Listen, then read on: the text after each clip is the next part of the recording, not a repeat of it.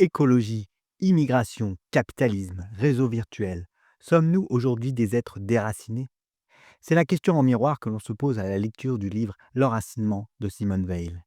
Simone Weil affirme que ce besoin d'enracinement est l'un des plus fondamentaux de l'âme humaine, au même titre que la nourriture ou la sécurité.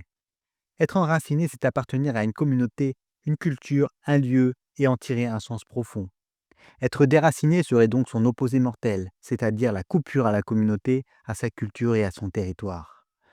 Or, dans notre monde globalisé, marqué par l'immigration, l'urbanisation, la précarité, les liens virtuels et la crise écologique, ce lien au territoire, aux traditions ou à la mémoire semble s'effriter.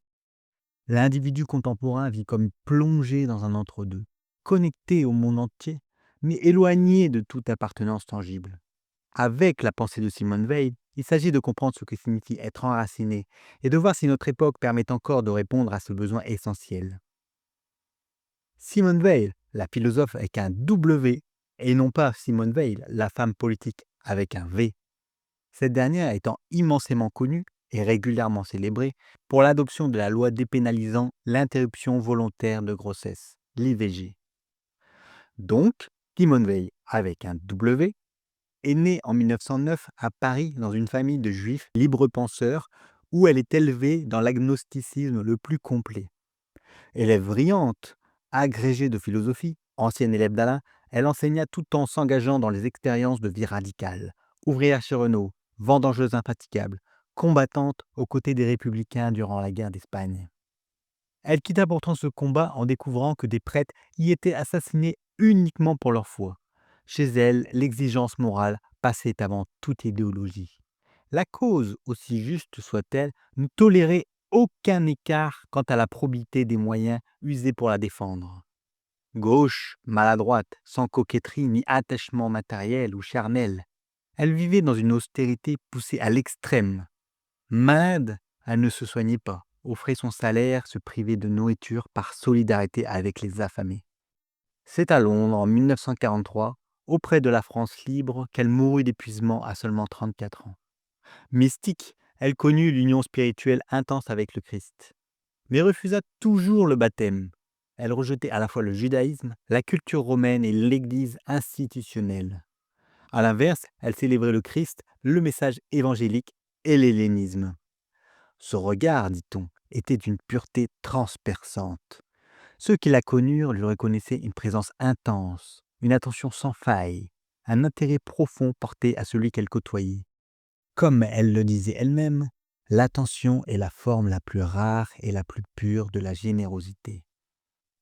Simone Weil, c'est la sainteté sans l'auréole ni la résignation. Selon Maurice Schumann, elle en a même inventé une forme nouvelle, la sainteté combattante, pour laquelle on se déchire et l'on s'immole. De cette sainte hors des murs, Michel Serres affirmait qu'elle fut l'une des rares à ne jamais s'être trompée dans sa conduite morale. À cette époque de guerre, de folie et de compromission, époque où l'on pouvait confondre facilement héroïsme et barbarie. Par ailleurs, elle était drôle, caustique, cassante parfois. Elle fascinait ou agaçait, mais ne laissait personne indifférent. Simone Weil, philosophe de génie, comète de la pensée, mystique engagée, marque notre souvenir de sa vie exemplaire et nous laisse en héritage une œuvre inclassable, immense et inachevée.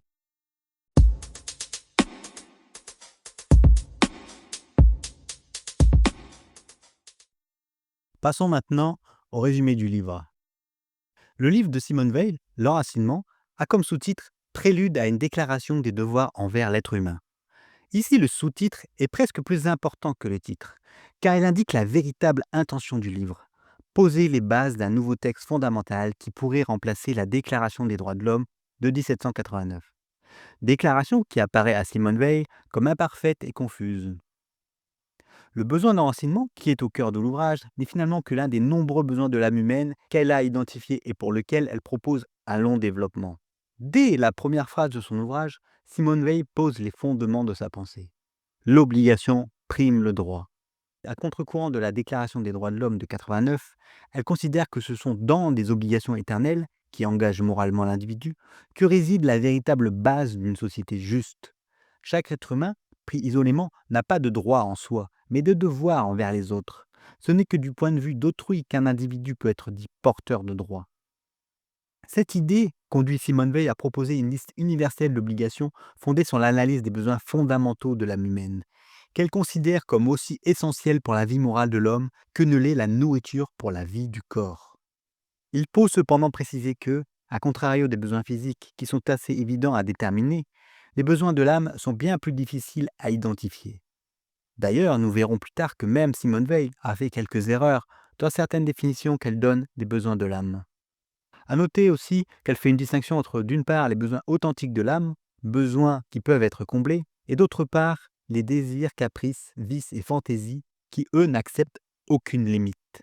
Elle donne l'exemple du pain et de l'or.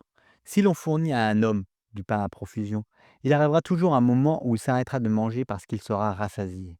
À l'inverse, l'avare n'est jamais comblé par un surplus d'or. Il en voudra toujours davantage. On a donc d'un côté le besoin de nourriture qui est limité et de l'autre côté le vice de la rapacité qui ne connaît absolument aucune limite. Simone Veil précise encore que ces besoins vont par paires opposées, mais qu'ils ne sont pas pour autant contradictoires. En effet, chaque besoin doit être comblé dans sa plénitude, même lorsque certains semblent inconciliables entre eux. Ainsi, l'homme a besoin d'ordre, mais également besoin de liberté. Il cherche la responsabilité, mais il cherche aussi l'obéissance. L'homme ressent la justice dans l'égalité, et pourtant l'homme veut également de la hiérarchie. Et ainsi de suite, chaque besoin de chaque père nécessite d'être comblé intégralement pour que l'âme soit satisfaite.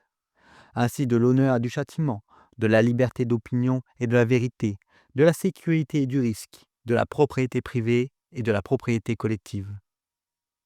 À contre-courant de ce qui est communément admis, Simone Veil considère donc que certaines choses que l'on voit souvent comme négatives sont au contraire des besoins fondamentaux qu'il faut satisfaire. Ainsi, le châtiment, la hiérarchie ou le risque, qui nous paraissent a priori comme des malheurs ou des entraves, sont tout aussi nécessaires à l'âme que l'honneur, l'égalité ou la sécurité. Par exemple, pour Simone Veil, le châtiment juste doit inspirer au criminel le souvenir de la justice et permettre sa rédemption. La bonne hiérarchie est celle où on obéit au chef, non pas en tant que personne, mais en tant que symbole. Quant au risque calculé, il est un puissant antidote contre l'ennui qui est pour Simone Veil quelque chose d'aussi dramatique que l'insécurité.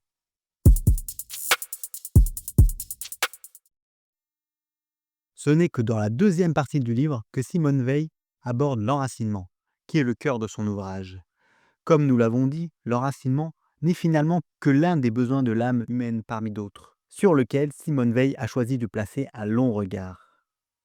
Elle commence donc à définir ce qu'elle appelle l'enracinement. Je cite. L'enracinement est peut-être le besoin le plus important et le plus méconnu de l'âme humaine. C'est l'un des plus difficiles à définir. Un être humain a une racine par sa participation réelle, active et naturelle à l'existence d'une collectivité qui conserve vivants certains trésors du passé et certains pressentiments d'avenir. Participation naturelle, c'est-à-dire amenée automatiquement par le lieu, la naissance, la profession, l'entourage. Chaque être humain a besoin d'avoir de multiples racines. Il a besoin de recevoir la presque totalité de sa vie morale, intellectuelle, spirituelle, par l'intermédiaire des milieux dont il fait naturellement partie. Malheureusement, cette participation naturelle a été largement détruite dans le monde contemporain. Simone Veil considère que ce monde contemporain souffre littéralement de déracinement, c'est-à-dire l'exact inverse de l'enracinement. Simone Veil voit l'homme de son époque comme un homme déraciné, déraciné par la conquête militaire, déraciné par la domination économique, déraciné par le mécanisme de l'argent. Simone Veil commence par une analyse approfondie du déracinement ouvrier en s'appuyant sur l'expérience du travail à la chaîne et du chômage. Pour elle, les ouvriers sont coupés de toute participation réelle à la finalité de leur travail, réduits à des gestes mécaniques, répétitifs. Ils n'obtiennent ni le sens ni la reconnaissance. Quant au chômage, il les prive non seulement des ressources, mais aussi de dignité, d'utilité et de lien social. La condition ouvrière devient alors un espace vide de sens, dépourvu d'ancrage. Ensuite, elle poursuit avec le déracinement paysan, né de l'exode rural et de l'abandon progressif des terres et des savoir-faire agricoles ancestraux. Le paysan, autrefois profondément lié à la nature, à la terre, au cycle des saisons, perd peu à peu ce rapport direct et vivant au monde. Pour Simone Veil, cette perte est dramatique. La terre, dans son lien physique et spirituel avec l'homme, constituait une source essentielle d'équilibre. La dernière et la plus longue partie concerne le déracinement national. En s'appuyant sur une analyse historique, Simone Veil critique fortement la centralisation de l'État français qui a écrasé les identités régionales en les vidant de leur culture et de leur langue. Elle dénonce aussi la domination nazie en Europe comme un projet de déracinement des peuples par la violence. Dans ce contexte, la patrie devient un milieu vital à défendre. Le patriotisme n'est pas ici une exaltation nationaliste, mais un attachement profond à une culture, une mémoire et une langue qu'il est moralement juste de protéger. La résistance à l'occupant est donc un acte spirituel autant que politique. En revanche, le prestige militaire ou la gloire nationale fondée sur la guerre sont pour elle des formes d'orgueil vide qui entraînent le déracinement des autres peuples. Simone Veil condamne violemment cet orgueil et lui préfère une compassion profonde pour la patrie, dans une logique d'humilité chrétienne.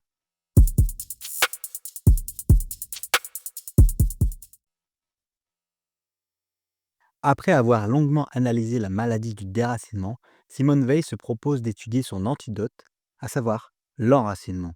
C'est donc dans la dernière partie de l'ouvrage qu'elle présente, de manière diffuse mais insistante, une réflexion sur les conditions du réenracinement. À noter que Simone Veil écrit dans le contexte particulier où le peuple français se trouve humilié et désorienté par l'occupation.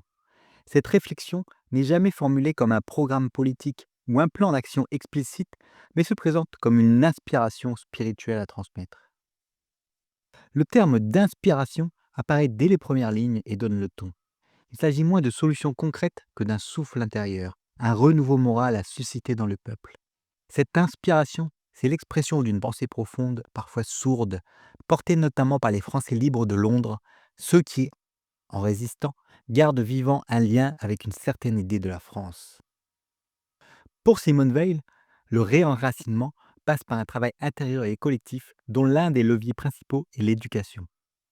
Celle-ci ne doit plus transmettre une vision falsifiée de la grandeur humaine faite de conquêtes, de domination, de prestige militaire ou colonial. La civilisation occidentale a glorifié la force sous toutes ses formes, ce qui a rendu possible l'avènement d'Hitler. Ce n'est pas seulement l'Allemagne qui a failli, mais l'Europe entière, qui a renié ses devoirs spirituels. Le nazisme, le marxisme, le libéralisme, et même certaines dérives de la science moderne sont pour elle des manifestations d'un même culte de la force, opposé à la quête du bien véritable.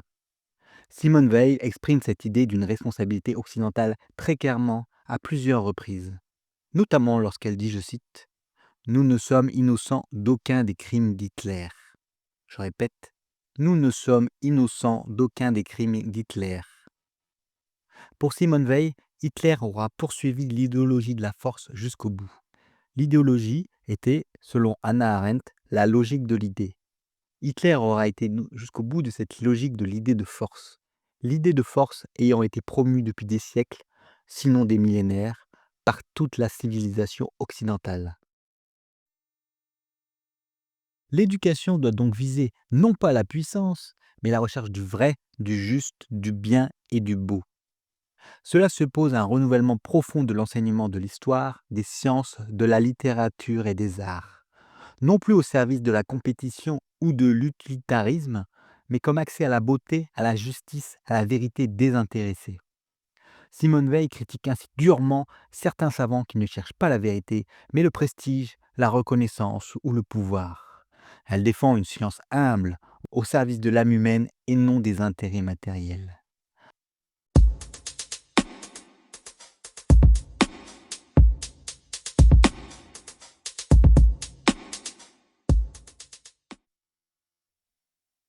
Avant de passer à l'analyse du livre de Simone Veil, je vous propose un petit détour par la littérature de l'enracinement.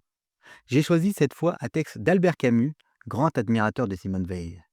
Il s'agit d'un extrait de Nos Attipasa, un écrit de jeunesse tout à fait remarquable où il célèbre les joies simples d'un homme en union avec le monde. Albert Camus est né en Algérie, à l'époque où l'Algérie était française. On perçoit dans ce texte le lien charnel entre un homme et la terre qui l'a vu grandir. Au printemps, Tipasa est habité par les dieux. Et les dieux parlent dans le soleil et l'odeur des absinthes, la mer cuirassée d'argent, le ciel bleu et cru, les ruines couvertes de fleurs et la lumière à gros bouillons dans les amas de pierre. À certaines heures, la campagne est noire de soleil. Les yeux tentent vainement de saisir autre chose que des gouttes de lumière et de couleurs qui tremblent au bord des cils. L'odeur volumineuse des plantes aromatiques racle la gorge et suffoque dans la chaleur énorme. À peine, au fond du paysage, puis-je voir la masse noire du chinois qui prend racine dans les collines autour du village et s'ébranle au rythme sûr et pesant pour aller s'accroupir dans la mer. Nous arrivons par le village qui s'ouvre déjà sur la baie. Nous entrons dans un monde jaune et bleu où nous accueille le soupir odorant et âcre de la terre d'été en Algérie. Partout, des bougainvillées rosas dépassent les murs des villas. Dans les jardins, des hibiscus au rouge encore pâle, une profusion de rosées épaisses comme de la crème et de délicates bordures de longs iris bleus. Toutes les pierres sont chaudes. À l'heure où nous descendons de l'autobus couleur de bouton d'or, les bouchers dans leurs voitures rouges font leur tournée matinale et les sonneries de leurs trompettes appellent les habitants. À gauche du port, un escalier de pierres sèches mène aux ruines parmi les lentisques et les genêts. Le chemin passe devant un phare pour plonger ensuite en pleine campagne.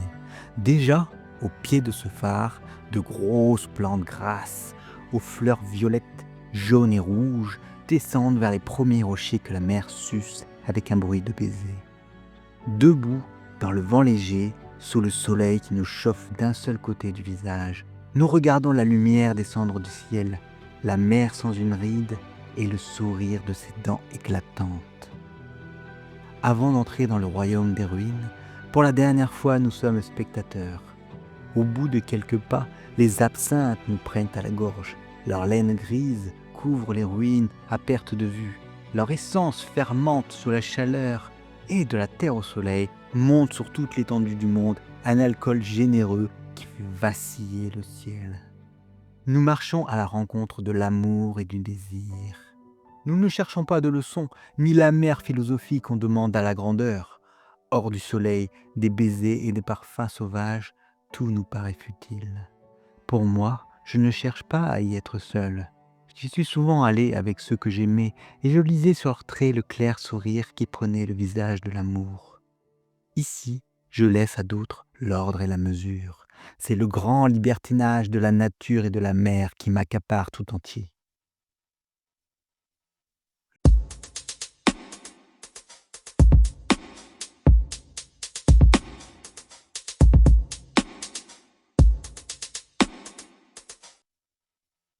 L'enracinement, analyse du fond. L'enracinement est un texte profondément marqué par son statut de manuscrit inachevé, rédigé dans l'urgence de l'exil et de la guerre. Simone Weil meurt prématurément en 1943 avant d'avoir pu relire, structurer ou finaliser ce qui devait être un prélude à une déclaration des devoirs envers l'être humain. Ce caractère inabouti se fait sentir tout au long du livre, notamment dans la seconde moitié.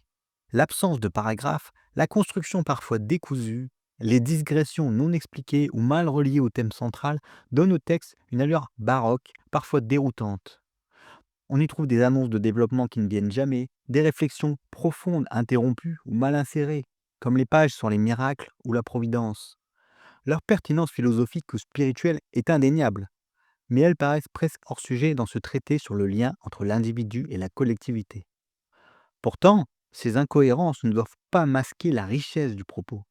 Le manuscrit, tel qu'il nous est parvenu, témoigne d'une pensée en mouvement à la fois puissante, dense et vibrante. Le désordre apparent est aussi le reflet d'une intelligence qui pense large, sans cloison, mêlant métaphysique, politique, économie, théologie, anthropologie. Cette profusion peut désorienter, mais elle ouvre aussi des chemins inattendus, stimulants. Bien que l'on puisse regretter l'absence de mise en forme éditoriale par l'autrice elle-même, cet inachèvement donne aussi au texte une valeur brute comme une ébauche de génie à méditer plus qu'à simplement lire. C'est un ouvrage qui demande plusieurs lectures pour en saisir les nuances, et qui, malgré sa forme imparfaite, s'impose comme une œuvre singulière dans la pensée du XXe siècle.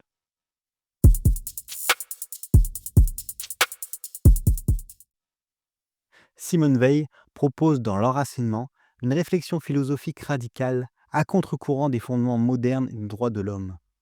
Selon elle, la notion d'obligation prime celle de droit. C'est-à-dire que chaque être humain, en tant qu'être moral, est avant tout tenu à des devoirs envers autrui. Et ce n'est que du point de vue des autres qu'il peut être considéré comme porteur de droit. Cette idée renverse les principes de 1789 et offre une perspective éthique exigeante. Weil fonde ainsi une anthropologie morale dans laquelle les individus ne doivent pas revendiquer en premier lieu, mais répondre à des obligations fondamentales inscrites dans leur humanité même.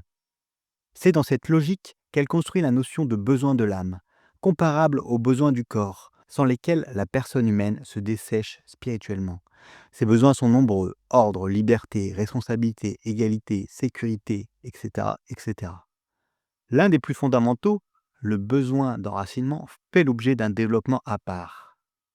Cette réflexion touche au cœur de la crise contemporaine. Dans un monde globalisé, individualisé, dominé par l'argent et la technique, nombre de personnes souffrent d'un déracinement moral, culturel, spirituel. Weil perçoit cette perte comme une violence sourde, source de révolte, de nihilisme ou de fanatisme. Elle propose une lecture structurante d'une crise de la modernité. Une société qui oublie ses devoirs et néglige les besoins profonds de l'âme fabrique ses propres tyrannies. Cette profondeur éthique, parfois sévère, donne au texte une portée prophétique.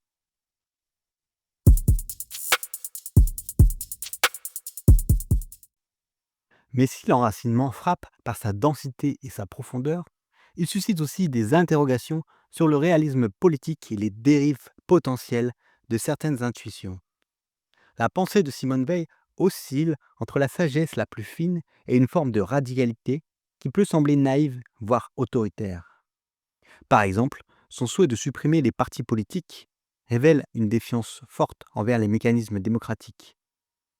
De même, elle critique violemment la forme moderne de l'économie sans proposer de solution réellement applicable.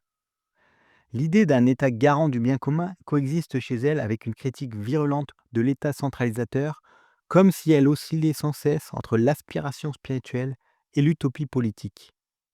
Cette ambivalence nourrit à la fois l'intérêt et les réserves du lecteur. La suppression de certains éléments jugés néfastes, partis, institutions, structures économiques, révèle d'un idéal de pureté morale, mais oublie les médiations nécessaires à la vie en société. Cette tension est révélatrice.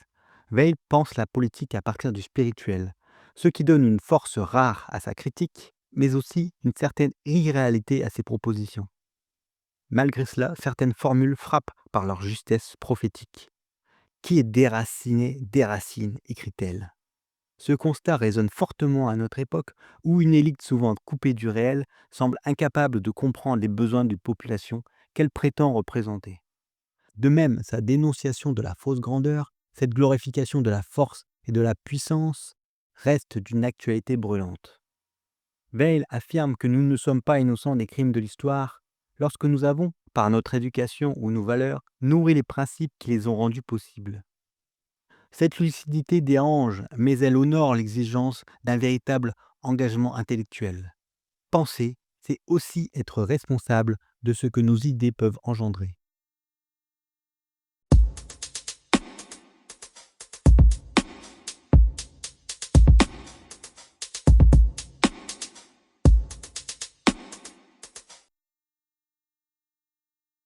Maintenant, nous allons étudier la forme, le style de Simone Veil.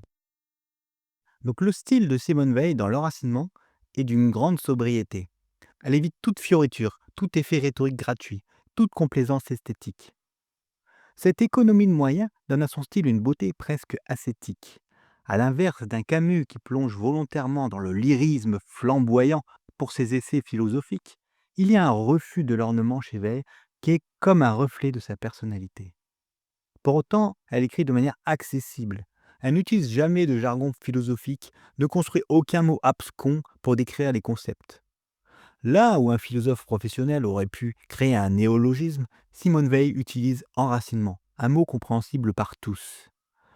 Elle appartient pleinement à cette tradition française qui cherche à parler au peuple cultivé et non à un cénacle académique. Aucun concept nébuleux, aucune référence obscure. Elle ne fait pas école, elle cherche la vérité. Le ton général est grave, parfois tranchant, mais jamais grandiloquent. Veil juge beaucoup et souvent, ce qui correspond à un autre de ses traits de personnalité. Elle juge au nom de l'universel, et si parfois elle trébuche dans l'intransigeance, le plus souvent, elle nous élève le cœur.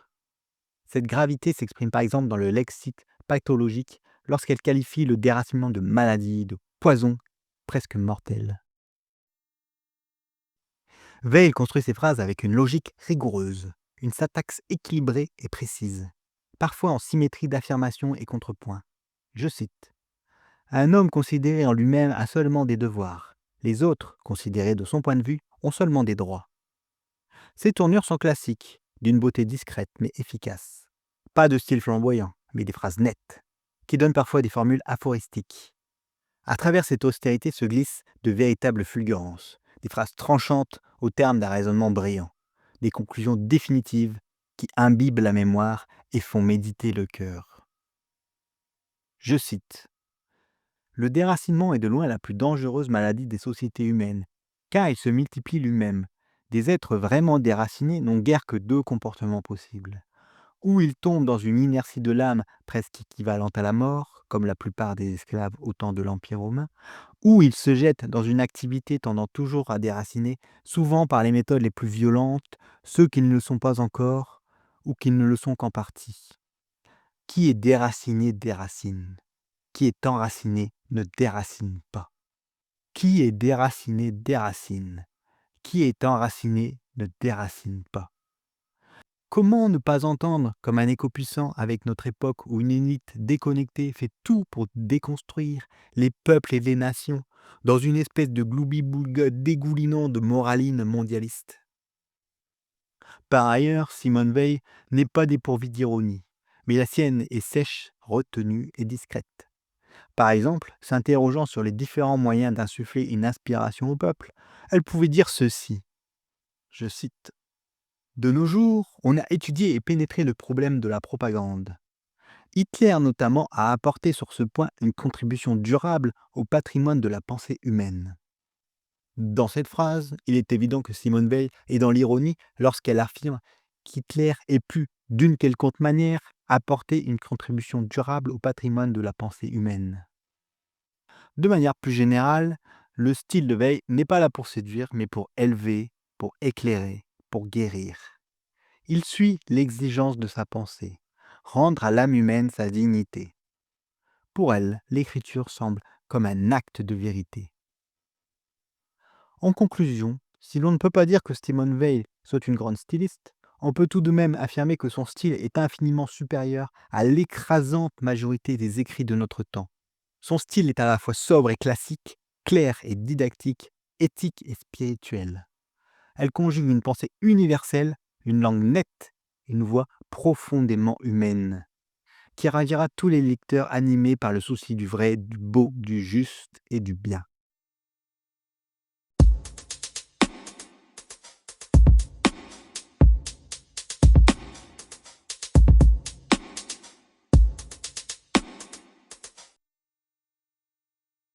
Au terme de cette longue composition, revenons maintenant à notre question initiale. Écologie, immigration, capitalisme, réseau virtuel. Sommes-nous, aujourd'hui, des êtres déracinés? Quelle lecture contemporaine peut-on faire du concept d'enracinement introduit par Simone Veil? Tout d'abord sur l'écologie et le rapport à la nature. À première vue, l'enracinement pourrait sembler désigner un attachement à la terre au sens littéral, une connexion à la nature. Après tout, les racines appartiennent au champ lexical du vivant. Il serait tout naturel, si l'on peut dire, que Simone Veil encourage une forme de retour à la terre. Dans une telle vision des choses, le déracinement serait alors l'urbanisation massive, l'exode rural, la vie dans le béton, le bitume et le bruit. Pourtant, Simone Veil n'a jamais défendu une vision écologiste telle que nous la comprenons aujourd'hui. Elle mentionne bien sûr le paysan comme l'exemple d'un être enraciné dans un cycle naturel, mais elle ne généralise pas ce besoin à tous les hommes. Elle exclut par exemple les ouvriers de cette nécessité d'un lien direct avec la terre. La vie urbaine, la déconnexion au vivant, La disparition des paysages ne constitue donc pas, à proprement parler, un déracinement au sens védien. À aucun moment Simone Veil ne préconise pour l'être humain une forme de retour à la vie des campagnes. Par conséquent, le déracinement, au sens de Simone Veil, ne semble pas une notion pertinente pour expliquer cette déconnexion à la nature. Dès lors, on peut s'interroger à savoir si la modernité ne met pas en exergue un besoin essentiel de l'âme que Veil n'avait pas identifié. Un besoin de nature, une nécessité de flore, de faune et de silence.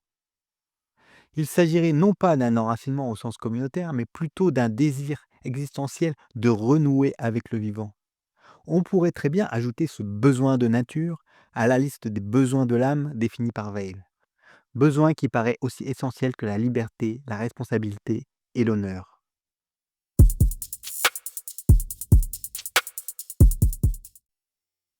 Ensuite, sur l'immigration, un double déracinement.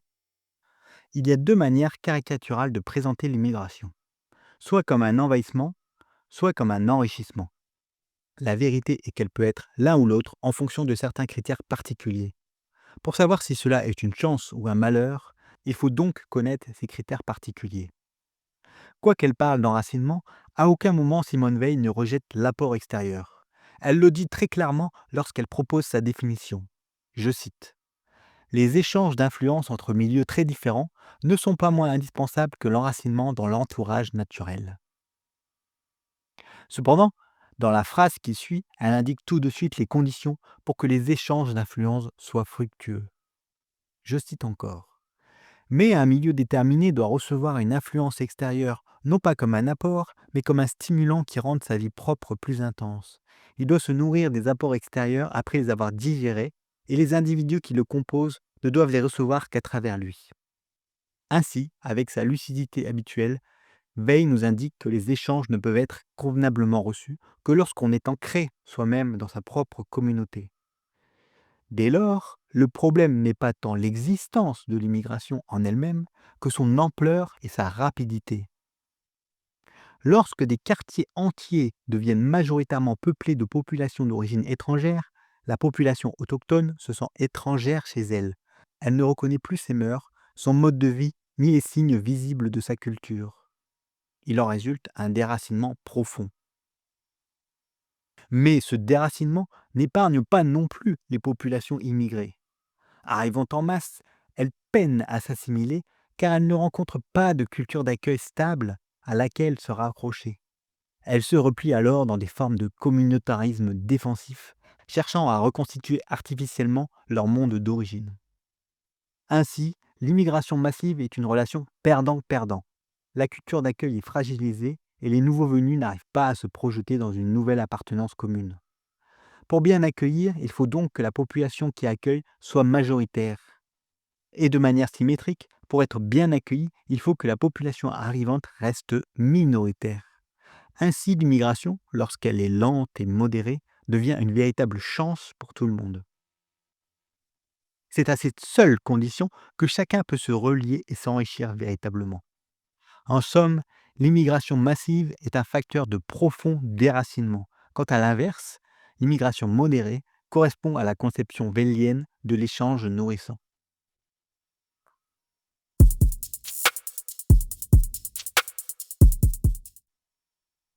Maintenant sur le capitalisme et le déracinement économique. Le capitalisme, la domination de l'argent et des logiques marchandes, existait déjà à l'époque de Veil, qui dénonçait la déshumanisation du travail ouvrier. Depuis, les conditions ont évolué. Le taylorisme pur est partiellement effacé, laissant place à un management plus participatif, davantage centré sur l'autonomie et la reconnaissance. Peut-on y voir un réenracinement? Partiellement, oui. Certains travailleurs retrouvent une forme de sens et d'appartenance. Toutefois, la marchandisation généralisée, la précarité, la financiarisation extrême demeurent des facteurs puissants de déracinement au sens de Simone Veil. Les individus sont transformés en producteurs et consommateurs interchangeables, coupés de tout héritage commun. Cependant, sur ce point économique, mon opinion est que le concept de déracinement n'est pas pleinement opératif, qu'il peine à convaincre et qu'il faudrait lui substituer un autre concept. J'aurai l'occasion de revenir sur ce point un peu plus tard. Quant aux réseaux sociaux, ils représentent un paradoxe.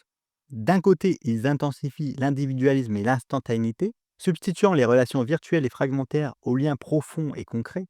L'attention à autrui s'en trouve amoindrie, chacun évoluant dans sa bulle algorithmique. De l'autre, ces mêmes réseaux permettent de maintenir ou de recréer des liens familiaux, amicaux, communautaires, parfois sur de très longues distances.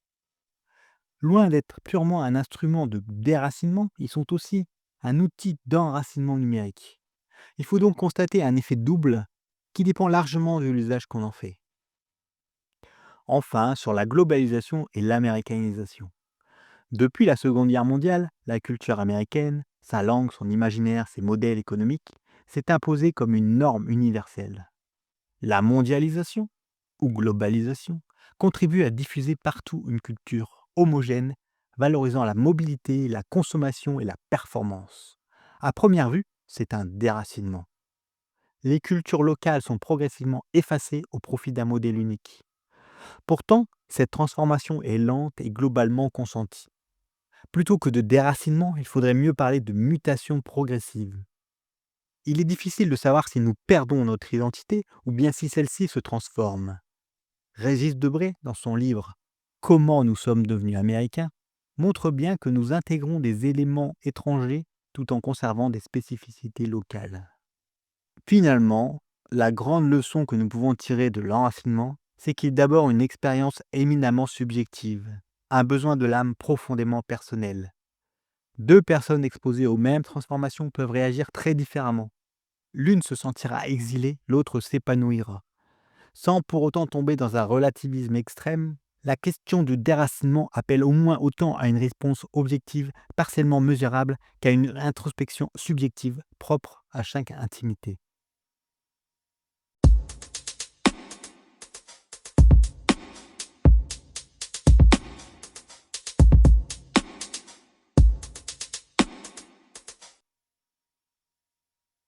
Il est l'heure maintenant de conclure cette longue composition sur l'enracinement. La question du déracinement était pour Simone Veil le fil rouge d'un texte qui prétendait fonder, pour la France d'après-guerre, une société juste, stable et humaine. Veil elle-même reconnaît que cette notion est parmi les plus difficiles à définir. Elle s'efforce pourtant de le faire, non par une définition positive, stable, mais plutôt par contraste. L'enracinement se définit chez elle par ce qui le détruit, c'est-à-dire le déracinement. Et c'est peut-être la première limite de son propos. Le déracinement devient un mot valise, trop large, trop englobant, parfois imprécis. Simone Veil y inclut la guerre, la colonisation, l'exode rural, le chômage, la domination économique, l'urbanisation, et jusqu'à l'aliénation ouvrière.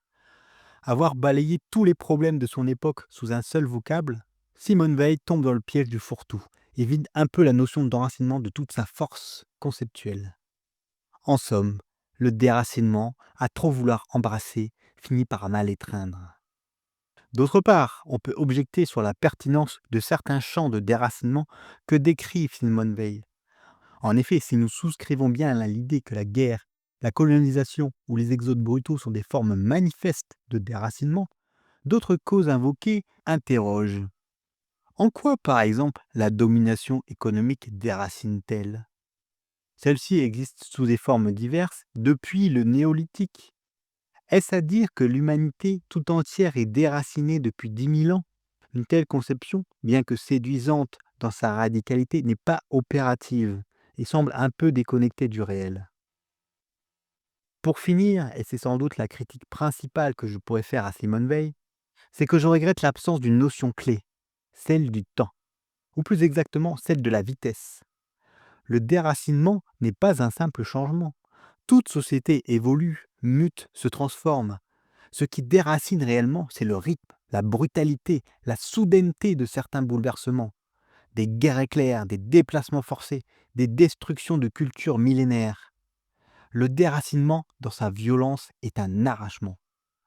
À omettre cette dimension temporelle, Veil risque de confondre changement naturel et déracinement violent, et de tomber malgré elle dans une forme de passéisme, voire de réaction. C'est le danger du «c'était mieux avant», surtout lorsque cet avant est mythifié et que plus personne n'en garde une mémoire vivante. À mon sens, cette absence de temporalité est probablement la raison principale qui explique pourquoi Simone Veil aura partiellement manqué sa définition. Il n'empêche, la définition positive qu'elle donne de l'enracinement est puissante. L'enracinement est peut-être le besoin le plus important et le plus méconnu de l'âme humaine, écrit-elle. Il s'agit de l'attachement vital de l'individu à une communauté, à un héritage, à un territoire. Il en va ici d'un équilibre intérieur, d'une harmonie avec le monde qui protège l'être humain du vide et de l'errance. Par ailleurs, il serait injuste de reprocher à l'enracinement ce qu'il n'est pas. Le livre est un manuscrit inachevé, écrit dans la fièvre morale de la guerre, à Londres en 1943, tandis que Simone Veil est affaiblie. Elle meurt avant de le relire, de le remanier. On peut dès lors s'interroger. Qu'aurait été ce texte après plusieurs années de réécriture, dans le temps long d'un travail mûri? On peut rêver à ce chef-d'œuvre inconnu, à ce qu'il aurait pu être sous la plume d'un tel génie, si elle avait pu en dégrossir les traits. Car l'enracinement, ce n'est pas seulement une somme d'idées sur la société. C'est un livre traversé par une intelligence rare, par une exigence morale forte et la beauté d'un langage perdu. Même dans ses erreurs, même dans ses naïvetés, il y a chez Veil une pureté, un refus absolu de compromis, une quête éthique qui touche au cœur. Alors bien sûr, au XXIe siècle, nombre des préoccupations de Simone Veil nous apparaissent bien datées. Le monde ouvrier tel que le décrit a disparu, le paysan enraciné aussi. La guerre, en tout cas en France, n'est plus vécue comme une menace immédiate. Mais d'autres formes de déracinement sont apparues. L'américanisation culturelle, l'immigration massive, l'isolement numérique. Toutes ces forces modèlent de nouveaux déracinements, parfois moins visibles mais tout aussi profonds. C'est là toute la force de l'enracinement, poser des principes intemporels. Même si les termes changent, même si les figures se déplacent, la question du lien entre l'homme et le monde reste brûlante. Et le remède que propose Veil, retrouver des obligations fondamentales, penser la notion de besoin de l'âme, garde une dimension prophétique. Enfin, au-delà de l'œuvre, il y a la vie. Et la vie de Simone Veil, ce fut aussi un destin. Une femme maigre, solitaire, malfagotée, maladroite, rigoureuse jusqu'à la douleur. Une intellectuelle brillante qui partagea le sort des ouvriers et des paysans, qui s'engagea en Espagne contre le fascisme, qui mourut de fatigue et de privation en Angleterre pour ne pas trahir les souffrances des siens. Une sainte révoltée, une mystique sans église, une éthique incarnée. Ce qu'elle écrit, elle le vit. Ce qu'elle pense, elle le tente. Il y a chez elle un refus absolu du mensonge et de la compromission. En ce sens, l'enracinement n'est pas un livre théorique, c'est un acte de foi dans la dignité humaine. En définitive, l'enracinement est un chef-d'œuvre inachevé. Et bien qu'il contienne des contradictions et des failles, il faut le lire, le relire et le relire encore. Un livre qui, même dans son inachèvement, éveille la conscience et réveille l'âme. Un livre racine, en somme. L'enracinement de Simone Veil, vous le trouverez facilement en format poche.